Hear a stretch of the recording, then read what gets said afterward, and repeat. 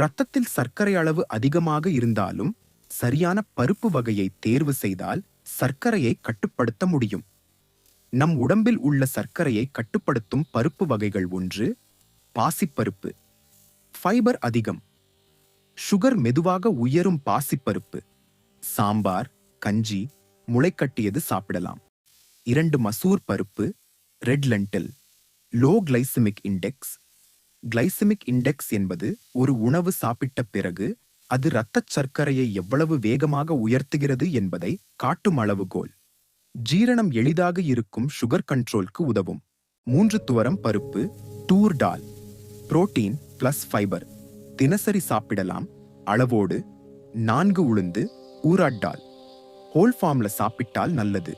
Insulin sensitivity மேம்படும். இட்லி தோசை மாவாக அதிகமாக வேண்டாம். 5. கொண்டைக்கடலை, சிக்பீஸ். ஃபைபர் மிக அதிகம். சுகர் ஸ்பைக் குறைக்கும். சுண்டல் சாலட்டா சாப்பிடலாம். 6. கருப்பு கொண்டைக்கடலை, ஒயிட் சிக்பீஸ் விட நல்லது. பிளட் சுகர் கண்ட்ரோலுக்கு சிறந்தது. 7. Rajma, kidney beans.